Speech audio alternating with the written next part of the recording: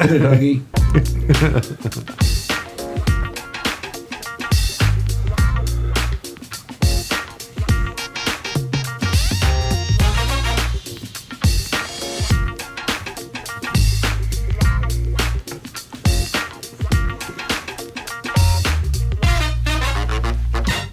Welcome back, listeners, to The Brighter Side of Blue, our podcast that's now in 297 cities from coast to coast. Tommy, this is Danny, and by the way, Tommy, I'm going to really quickly just name all 297 cities. So Go ahead. Bear with me. Danny I'm here. Tommy. I'm JJ this week. Yeah, you switched up on us last week with the James. Yeah, I'm back to JJ. Welcome back, JJ. We're not taking anything for granted with who you are. I know who I am. Hey, can I clear something up about last week, though? Of course.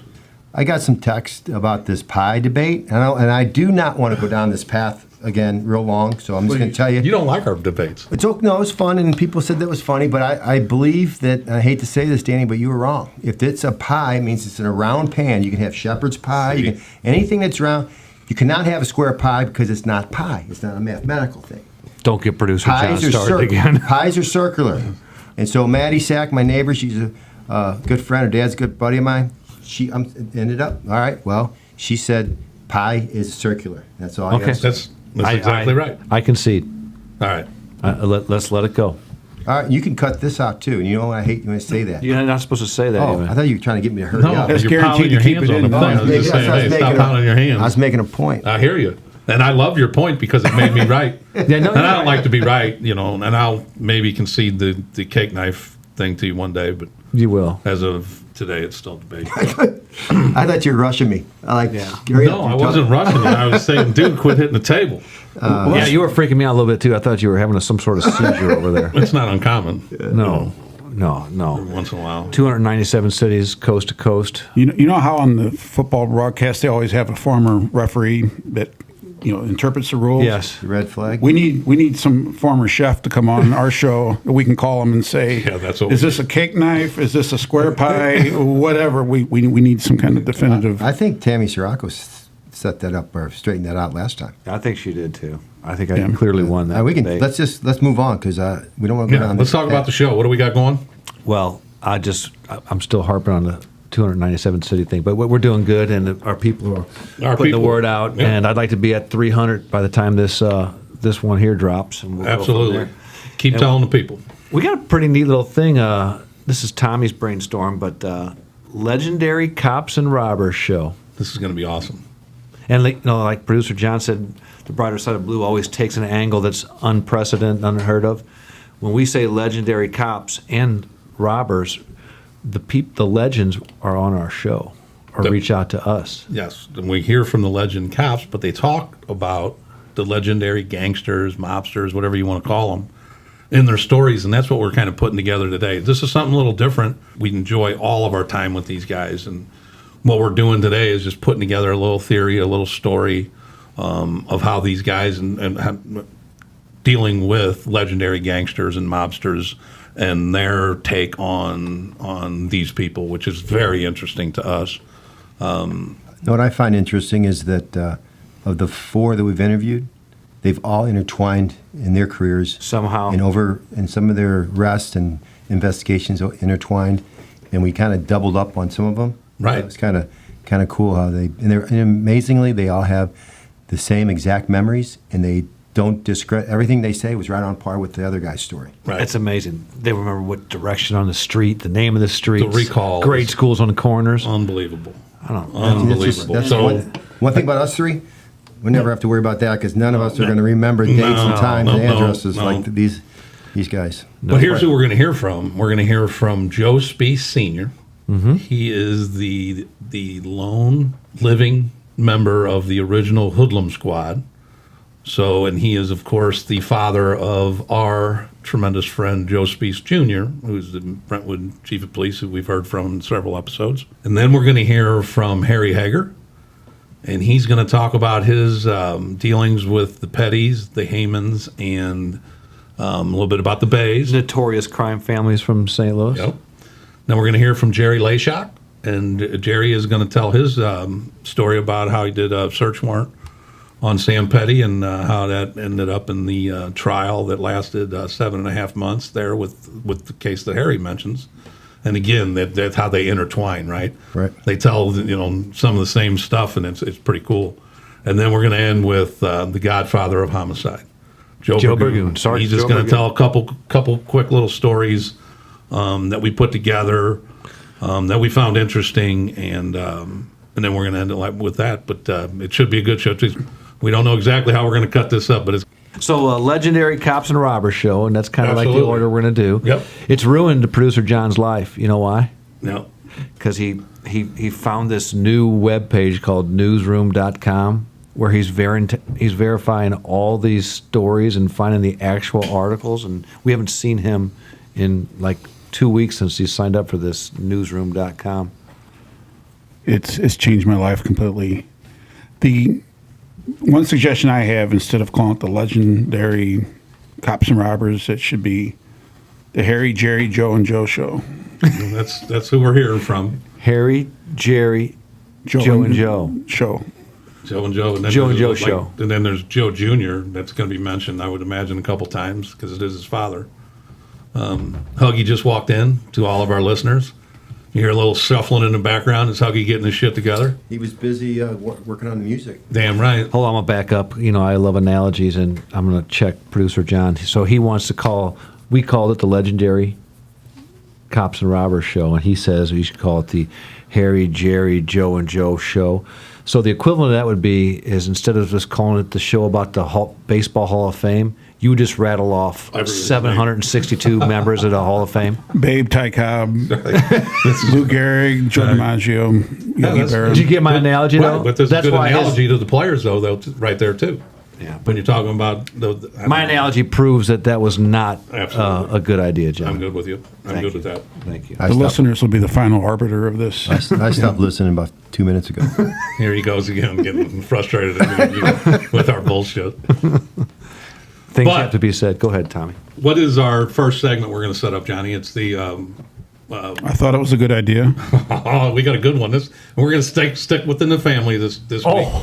We're going to stick within the family, and I know where this when is. Joe Spiess Jr. was on one of our first shows, one of our first interviews, and JJ, you used to work with him in Mobile Reserve. Yes. And JJ was a patrolman, and Joe was a sergeant. And every night they had to call in with their arrest and whatnot. And JJ decided he was going to do a little prank. And here's how that went. We could call in our arrest at the end of the night. He'd say, because we have to send out a nightly every night that goes to over 1,000 people, which I did not know at that time. But it goes out department-wide. It goes out to all the board members and the chiefs. And so we didn't have an arrest that night. And the pressure from Joe to make an arrest was big, but So it's my fault. no. So we don't have anything. He calls the guys making the arrest tonight. And I totally off the top of my head just made something up. I said, yeah, Joe. And I knew he was right, and it's late. It's like 2 in the morning. He's tired. I said, have you just got a guy for some bench warrants? He said, what's his name? I go, I'll just spell it for you. It's easier. His last name, M-E-O-F-F. First name's Jack, and I made up all the other stuff. And he's writing it down. So I took a DH the next day. Decided holiday the next day. And I'm laying on the couch. Tony Locknick calls me and says, where you at? I said, on my couch. He goes, why, you aren't working? I go, no, I took a DH. He goes, Lieutenant wants to talk to you right now, O'Toole. I was like, why? He goes, you don't really think that was very funny, what you put on? You didn't think Jack Me Off was funny? So Joe actually put that on the nightly? He goes, oh, yeah. And so he took in, Jimmy Long was my partner, who's now a DE agent. He took the brunt of it. He had to go in and see him without me, and he kind of gave him, and Jimmy took full credit for like it was his idea. He had nothing to do with that. He just thought it was funny too. So the next day I have to go in and see O'Toole, and I thought I was getting transferred. I thought, oh man, he was a lieutenant, about to make captain. I love Larry O'Toole. He calls me for things now, and he laughs about it now. He didn't laugh about it then. And he called me, and I thought, Neither did I. Oh man. He Yeah, the says- shit was rolling down. I just read it the remember- next morning. I was working at 8 o'clock, and I called Joe, and I go, that's some funny shit. Well, he he goes, said- what? And I go, to Jack Me Off. He goes, And then right after that, he must have got the call. Well, he said, O'Toole said, you think you're funny, huh? I go, no, I don't think I'm funny at all. I know He I'm goes- funny. He goes, he goes, well, he says, How can you not think that's funny? That's a funny he goes, I'm going to tell you how funny I am. JJ, what were you thinking? Apparently, I wasn't. I thought it'd be a good idea. So, and jokingly, I just made that up as I went, and it bit me. I got 30 days, not suspension, but I got kicked out of the unit, the squad, and I had to ride with a different part. For 30 days. 30 days, yeah. They were mad. Went over like a lead balloon, as the saying goes. Yeah, Lieutenant O'Toole at the time did not think it was funny. When I run into him now, we brought it up. He thinks it's funny now. Yeah. But the other thing that happened in the same show is Joe Spiess started to tell another story. And let's just take a listen to how this goes. It was pretty funny. So as a sergeant in Mobile, I had JJ, and they were some hard charging, hard working. So when a partner was off, in order to keep the partners together, I would often hop in with somebody. Well, his partner, Jimmy Long, was off this particular night. JJ jumped in with. So I'll leave out some of the details. Who'd you arrest this time? Mike Hunt? Eileen. Well, so JJ. Sorry about that. Oh, the juvenile humor, double banger of juvenile humor right there. Kindergarten podcast. Yes. Here we are. But it was pretty funny, though. It was timely. More timely than funny. That one got me good. I probably would have used that again if I didn't get in trouble for the first one. That was the next arrest. That My was your next next one, arrest. That's good. Oh, my God. That is good. Who do we got up next? We are going to now hear from Joe Spiess Sr. And let's just set this up a little bit. As you've heard several times on these podcasts, is Joe Spiess Jr. is a dear friend of all of ours. And then when he was on, he asked us, can I bring my dad in for an interview and interview my dad? Because he is a legend on the police department. Yeah. And that was just our honor to have him in and to get some of his stories. And this is just going to be one, but this is Joe Spiess Sr. talking about some of the, again, the mobsters that he used to deal with. And he was like I said, he's the last living member of the Hoodlum Squad. And he talks about John Doherty in the clip here. So, and then we'll talk about it when we come back. But let's just listen to the clip right now.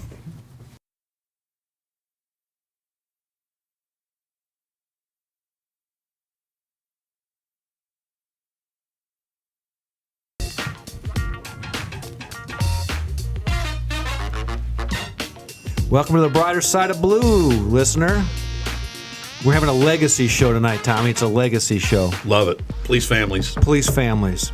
Yeah, we had a great time with Chief Spiess, Brentwood Chief of Police, great friend of ours. And tonight we have his father, Captain Spiess, retired Spiess. The real captain. The real captain.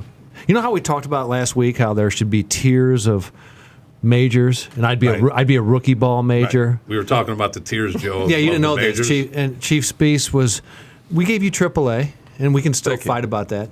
Don't say thank you. I didn't vote AAA. That's a lie.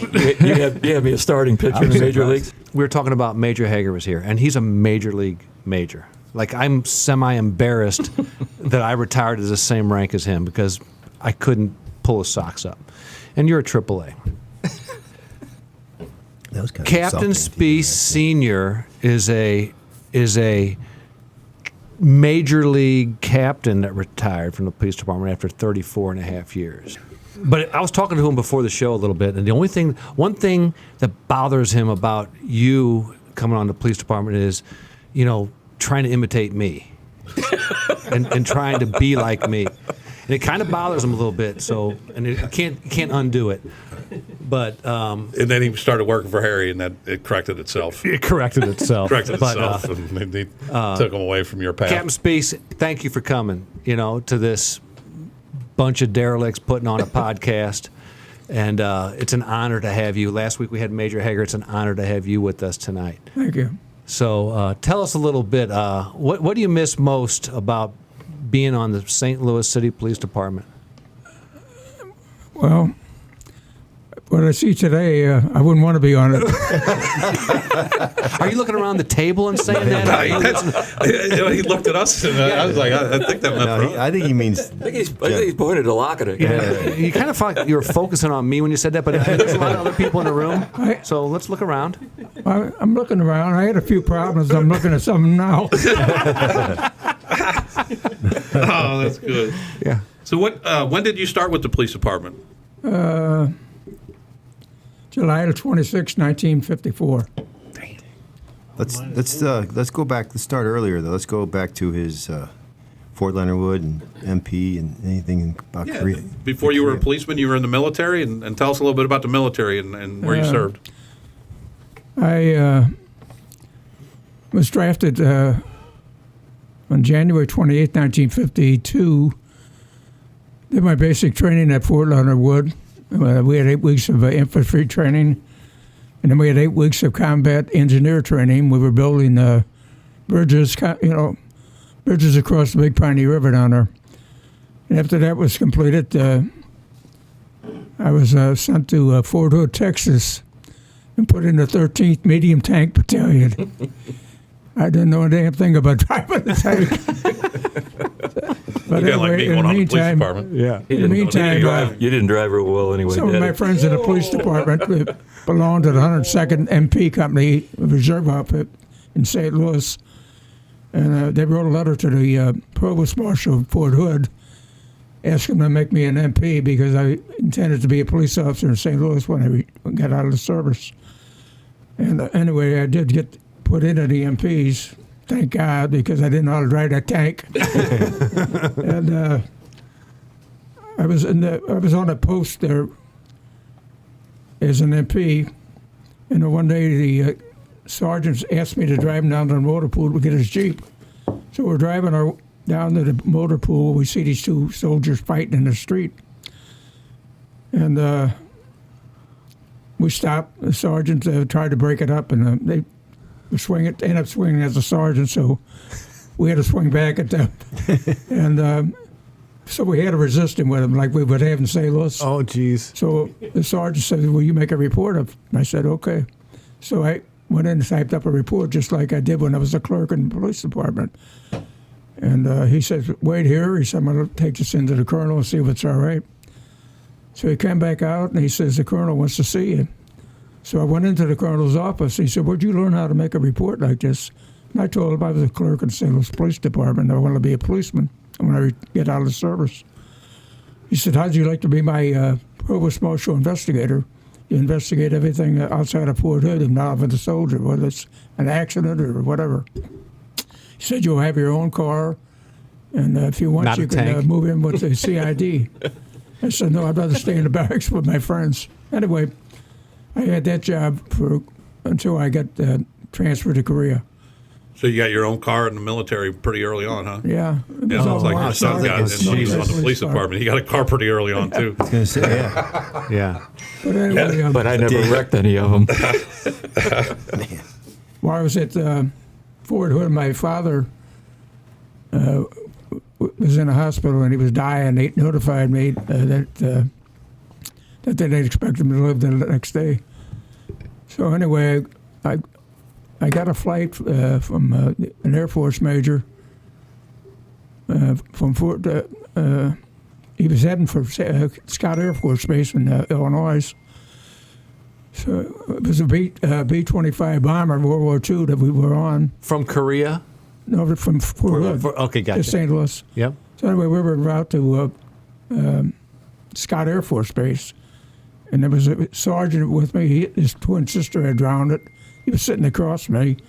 I was sitting in the bombardier seat, and I'm looking out the window, and as we were going along, and all of a sudden I see this one engine smoking. It's a twin-engine bomber, and it starts smoking, and the next thing, flames start coming out of it. Right away, I'm thinking, how about I'm going to die before my father? Really, that was the first time I was ever on an airplane. Are you serious? Yeah, anyway, the major called back. He said, "Don't worry about it." He said, he stopped it. He feathered the engine. He said, "I'm going to make an emergency landing and get it repaired." He said, "But we can make it all right on the one engine." So anyway, as we're going back, he said, "Would it be closer for you to Lambert Field?" I said, "Yes, sir." So he let me out at Lambert Field. All I had on was my fatigues. You didn't parachute out, did you? And I'm going to leave. You know, they had an air base out there at Lambert at the time. They had MPs at the gate, so I started leaving. The guy said, "Wait a minute." He said, "You're out of uniform. You can't go out on the street like that." And I said, "Well, I'm going out on the street." I said, "I'm on emergency leave." That's just all I got. So they did let me get out, and I got a ride home anyway. I didn't even have no money for car fare. So that the plane you were on only had one engine? That's something you don't want to hear from a captain. It's okay. We Lord. can do with this with one engine. I always tell the story that, when you get on one of those planes that they ask you your weight. Yeah. If it makes a difference, I'll take the next plane. We're about halfway home. I'll wait. If you tell me a plane's got one engine, I ain't. No. Later in this story, you'll hear about his affinity for Friday the 13th as it came to making quality arrests in his career as a policeman. But he, as a MP deployed in Korea, was sitting at a checkpoint, and I think that's what started your Friday the 13th. Yeah, they called us. It was Friday the 13th, and I was on a checkpoint with a Korean national policeman. We're out in the middle of nowhere. And they said, "Give us a description of a guy wanted for a murder." It was a soldier. Sure enough, he come to my checkpoint, and I got him. And ever since then, after I got on the police department, I said, "Friday the 13th is my lucky day." He So came right to your checkpoint. I made You some may- pretty good pinches on Friday the 13th. But anyway, I was a detective sergeant in the 5th District. We come in, we're working 6 to 2, Larry Darrell, Bill Donohue, and I. And I said to Larry Darrell, I said, "This is my lucky night. We're going to get a good pinch tonight." He said, "Oh, that's bullshit." I said, "Well, okay." Wasn't 20 minutes later, my phone rang, and the guy says, "Sergeant," he says, you know about that robbery in the 2nd District on Hampton Avenue yesterday, where they got all the drugs?" And I said, "Yeah." I didn't know about it, but I told him, "Yeah, I know." He said, "Well, here's the guys that they got it." And he gave me the address of where they were at. So we went over there, and sure enough, we got it. They had all the drugs there and everything. We locked them up. And Darrell come back. He said, "I'll never say that again." Proved wrong. Hey, you know how many times people have asked me those questions and I didn't know the answer and I said the same thing? I always act like I knew. Oh, yeah. And then, great, I figured it out. Some would say it's a lifestyle, James. It's a pattern. Especially at 7 in the morning when you're a district lieutenant and your captain calls you at 7. He should be nowhere near the station. And asked me about a call that just came out. I mean, like, holy crap. I go, "Yeah, I heard it. I know. What's up?" A lot of parallels between Captain Spiess Sr. and Chief Spiess. The take-home cars immediately. He got one in the military. There's a question mark whether Chief Spiess can drive well. So apparently he operated a police car similar to the way that his father operated a tank. We digress. It was the Hoodlum Squad. Yeah. We'd like to hear a little bit about that squad, how it was formed, and what you guys' mission was. I was in the morality squad when they formed the Hoodlum Squad. So Doherty took me into the Hoodlum Squad. I was one of the original members. It was Bob Richters, Bob Green. I got to ask you, what was his rank, John Doherty's rank at the time? What was what? Was John Doherty's rank when he brought you in there? He was a lieutenant then. Lieutenant? Yeah. Is Doherty older or younger than you? Oh, he was older than me. So how old would he be now, I wonder? Well, he was in World War II. Oh. Well, He was a hero too. Really? Oh yeah. I remember my mom He wiped talking out a about it. Japanese machine gun nest by himself, Really? and he was one tough guy. I mean, he really. And if you talk to him, he's the nicest man you ever met. But he was all business. That's the legend. The legend is that he was one bad. Yeah. Dude. Yeah. I remember as a kid, my mom would talk about him. Really? Yeah, I think she had a secret crush on him, to be honest with you. Anyway, Yeah. they formed a Hoodlum Squad, and what our duties was to more or less keep a mafia under control, in St. Louis. So his orders were, we knew where they bummed and everything. They bummed out around Devolver and Diggerville at that time, and different places. We knew all their hangouts. So he said, "I want you guys to go there. If they're in a bar, you go in and sit next to them, and don't say a word to them. Just give them a dirty look." But they knew 100% you were I the didn't know police? who we were, yeah. But we never said nothing. Doherty said, don't say a word to them. They talk to you, don't answer them. You know, if they leave, follow them in their cars. If It was they're at overt home, following. if they're at home, sit on their house until they leave, and then follow them some more. Can you give us a name of a few of the famous mobsters that we might know that you did that with? John Vitale, number one, that I did, and also Tony G. Giordano. Yeah. You bellied up to a bar with Tony G. One night, it was a snowy night, auto on Maple Avenue in the 7th, it was the 12th district then. He was putting a lot of mouth out. I said, well, we'll walk down there to the call box. I'm going to call a wagon. We're taking you in our car. So I walked him down here, had about $200 shoes on. I walked right in the deep snow. We walked all the way down there. He didn't like me. So But we had a 20-hour rule in effect at that time in St. Louis, where we booked him suspected of murder. And they were involved in murders. Yeah. There was one of murder and up in the vicinity of I think it was Fair Natural Bridge up in an alley. They found the body of this lawyer who owns a cigarette company. And they had the Anthony Novelty Company out in Pine Lawn. But anyway, all the people that we talked to said that they were the ones that killed him. And so naturally, as we locked him up for 20 hours, we booked suspected that murder. They didn't like it. We never, nothing came of it. booked him for 20 hours. Good old days. Yeah, the good old days. So what other crimes? So you know, whenever you look, you hear about mob stories and everything. There was gambling. What other crimes were they involved in? You know, obviously they would whack a couple people here and there. But what kind of crimes were they committing? At the time? Bombings. Bombings. Okay. But no, Londy was one of the gang, and he bombed at cleaners there at Montgomery and Grand years ago. Did they kill anybody He within was that a bombing? cold-blooded killer too, huh? Did they kill somebody in that bombing? I don't think they killed anybody, but Just blew up somebody's just business. a message, you know. Just a message. What about Buster Wortman? Huh? What about Buster Wortman? Did you investigate him at all? Mr. Wortman, this was a Sunday night, it was sleeting, snowing, freezing rain, and Virgil Klein was my partner. He was a sergeant, and he said, everybody's off on Sunday night. We're going to work because the thieves are still out there. So we're out riding around, and there wasn't much doing, naturally, with that kind of weather.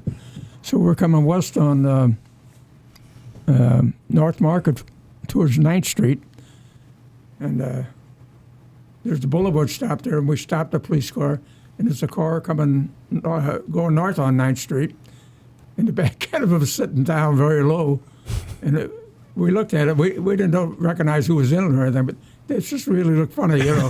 So I took a right turn to go after them, and you could see the wheels spin. They were trying to get away. So they were going up and down Benton and Warren, and they ended up on Broadway and come back down to North Market, went east there towards Produce Row, and they lost control and run into that loading dock there. And two guys jump out and run. Well, I chased the driver, and I caught him. It was Manuel Villa. So we bring him in. We get the car. We open the trunk. Here's a big safe in the trunk. But we take Villa in, and we call the garage. They took the safe in the headquarters up on the 4th floor for us. And we look up the business card. We get the name of the person to call in case of a burglary. They had this woman's name on it. So we call her and have her come down. So we says, we want you to open this safe. See, I can't do that. I said, you got to do it. It's evidence that there might be something missing. So she opens the safe. It's loaded with papers, and we make copies of all the papers.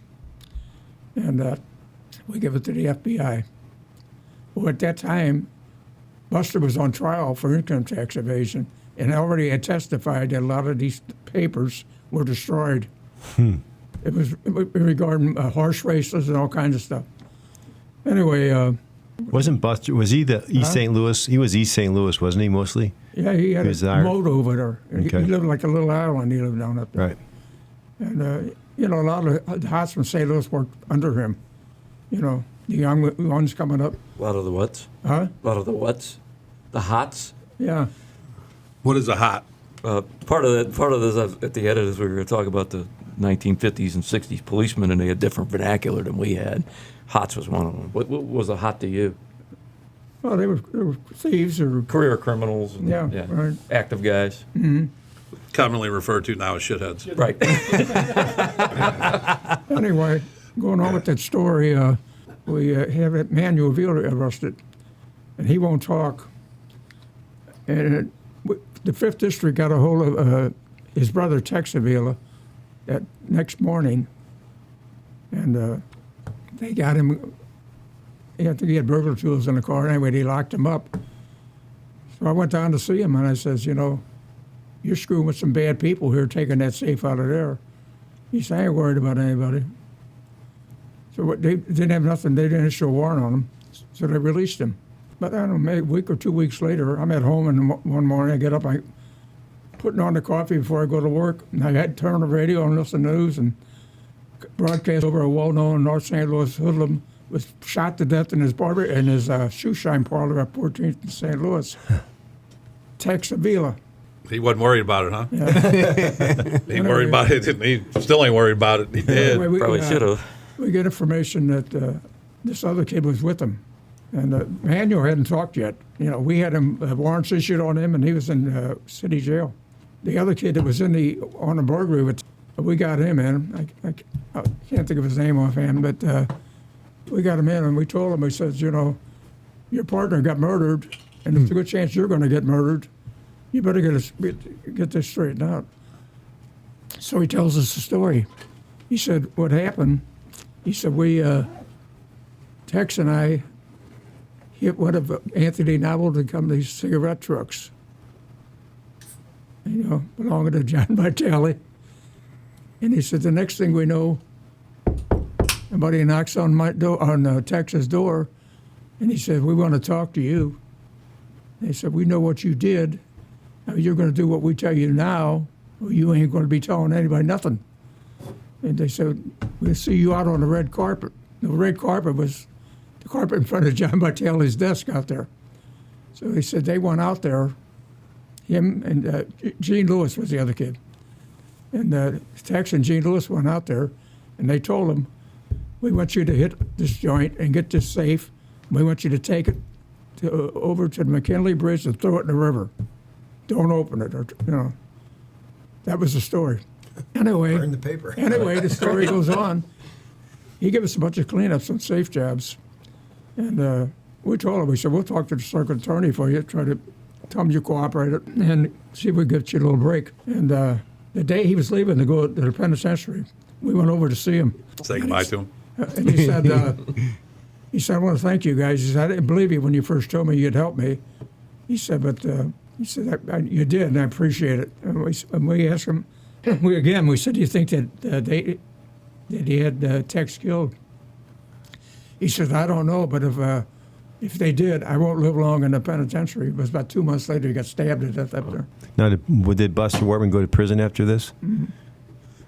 Huh? Did Buster Wortman end up going to penitentiary after this? I think he did, yeah. He got time.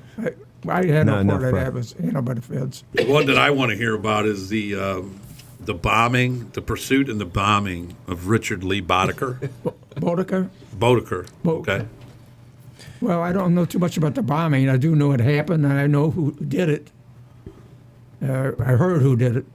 He's dead too now. But anyway, one night, Boach and I, with partners, Tom Boach, I think it was a Sunday night, we had information that they were going to kick in a furniture store at Riverview and right at the county line in the city. We were driving west on West Florissant, but it was about 2:30 in the morning. We see a car coming east, and for some reason, I got nosy about it. I said, let's see who these people are. They just looked funny, you know. You could see there was stuff in the back of the car. So I made a U-turn to go get them, and they took off. We chased them over on Holly Avenue. They abandoned the car enough to sit in the middle of the street. They ran up an alley, ran west in an alley from Holly Avenue. Tom Boach, I told him, you go down south, and I'm going to go up the alley, see if we can catch these guys. So I'm going down this alley, pitch black. I can't see nothing. I've got my flashlight with me, and I stand by a pool because my training under John Doherty, he was a great believer in sit and wait and you hear stuff. I stood by a pole in the alley and just listened. Sure enough, I heard a couple guys talking. And I went up towards where I heard it, and I said, come out of there before I blow your head off. So they both come out like this. And they come out in the alley, and while they're out there, the third guy runs out of a yard down there, and I pop one in the air trying to get him to stop. You're going to get I suspended. didn't shoot at him. Not back then. We Warning were shots allowed to illegal fire then. warning shots, but I fired the one in the air and made it run faster. Much later, I was a sergeant in the 7th District, and I come to work one day, and the desk sergeant says, there's a guy in the holdover wants to talk to you. So I go in there, it's Richard Lee Bodecker. And he said, hey, Joe. He said, you remember that night you shot at me? up Holly Avenue? I said, was that you, Rich? He said, yeah. He said, I thought you were going to kill me. Anyway, that was the last time I talked to Rich. And the night he got killed was not even too far away from my house. It was at West Florissant and Lucas and Hunt, wasn't it? yeah, Lucas and Hunt, yeah. And then he died in a bombing, Yeah. car bombing. Bosco Owens, they say, did the bombing. Who did? Bosco Owens. They found his body in the trunk of the car out in the airport. So he died. Later. So everybody was getting killed. Oh, yeah. Back in Bodecker was really kind of a likable guy, really. He was a thief and all, but he was kind of another story about Richard Bodecker. Young Jim Shea and I were working together in the robbery division, I think we were in at the time, and they have an information at a house on Madison Avenue right next to a tavern. It was loaded with stolen items. So we go home and we get on some old clothes, Shay and I, and we go into the bar. I don't bring my gun with me. And we're sitting there and we order a beer and we're talking to the barmaid. We told her we just got out of the joint, and she said, well, I got some friends next door you'd like to meet. Maybe they could give you something to do. I said, yeah. So anyway, she calls over and the guy comes over and tells me they just got out of the joint. So they told us to come over. There's about half a dozen guys in the house, and we're sitting there and they start questioning us, where were you at and all that, and what'd you do? And somebody knocks on the front door. And I'm sitting on a couch, and the couch faces the front door.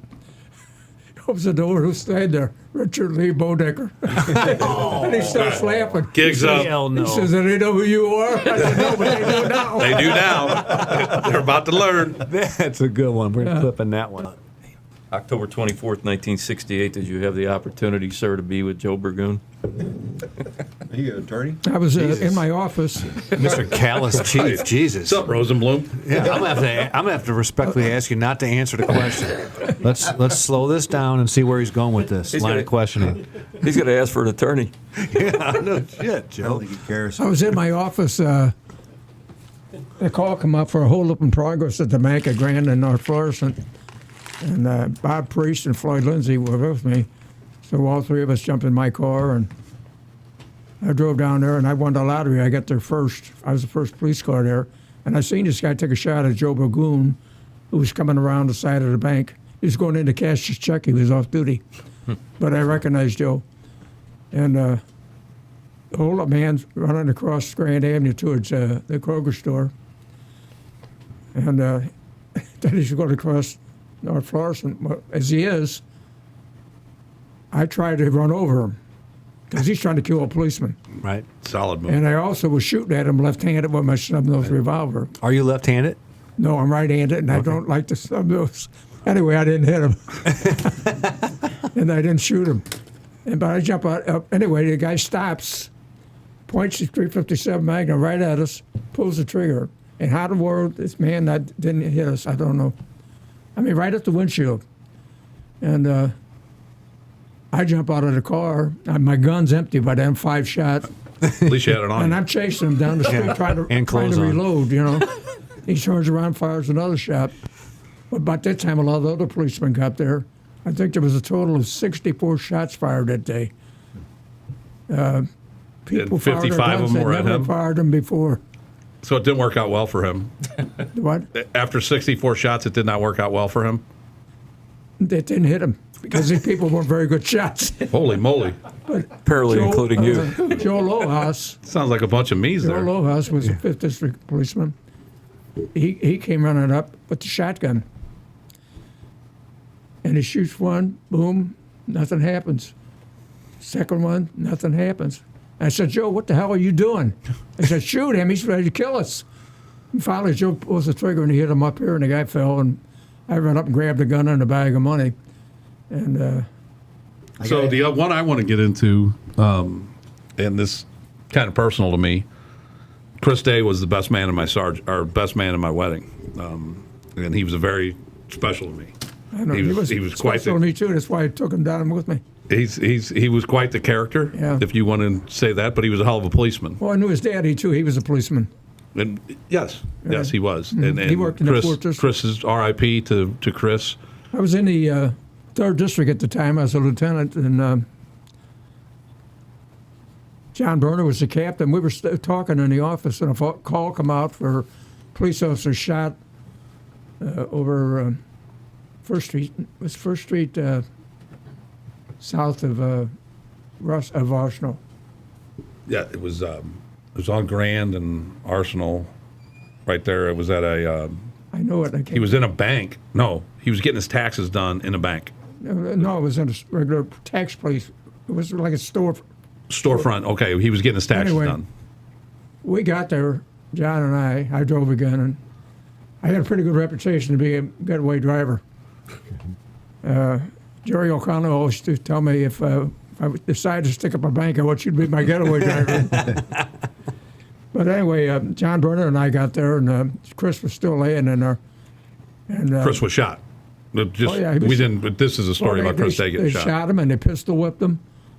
The one guy put the gun to his head and pulled the trigger, and it misfired.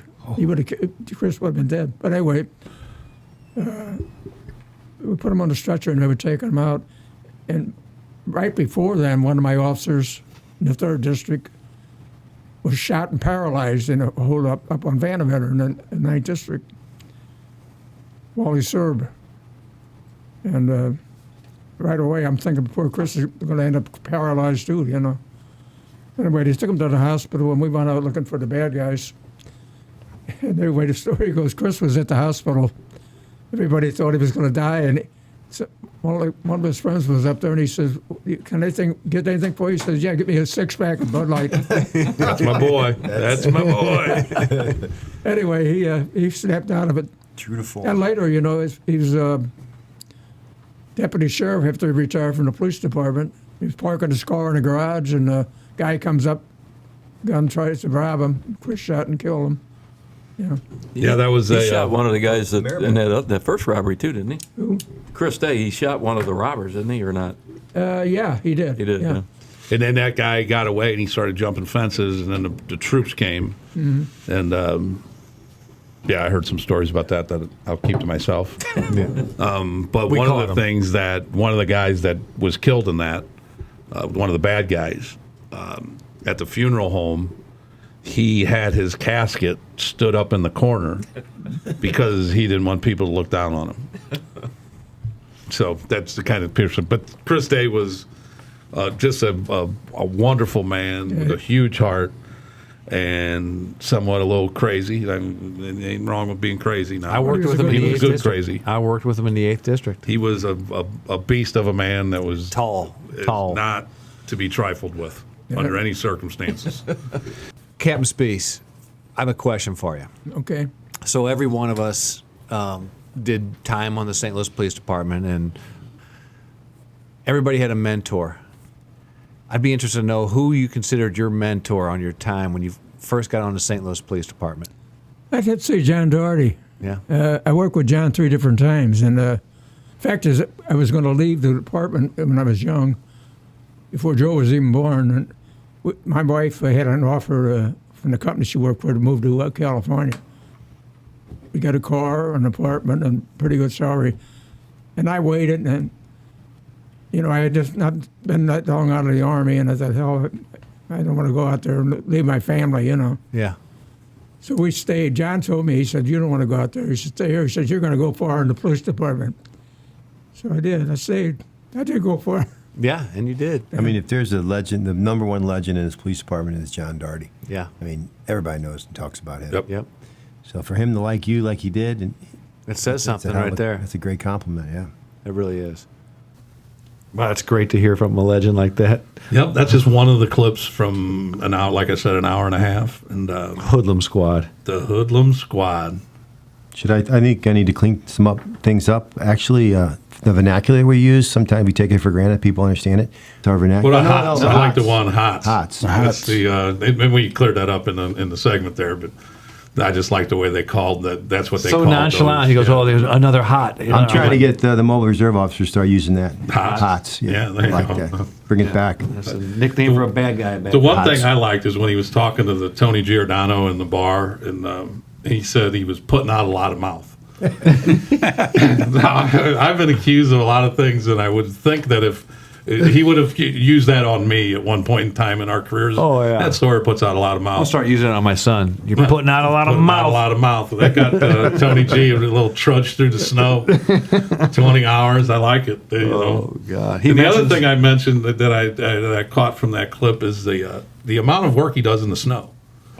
This dude, Joe Spiess Sr. did not let the snow shut him down. He got the safe in the snow. He trudged Giordano down to the call box in the snow. In his $100 shoes or no whatever. no $200 code shoes. 99s for Capt. Spiess Sr. Absolutely not.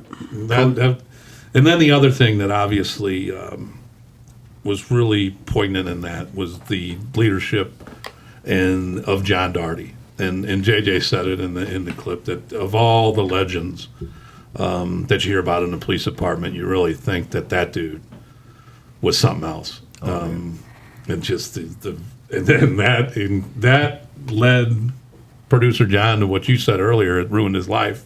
Newsroom.com. He got on the newsroom.com and he started just reading article after article about John Doherty and his legendary status. But and he would send me. When we were working on this, he would just keep sending me Clips. different clips or sending us different clips.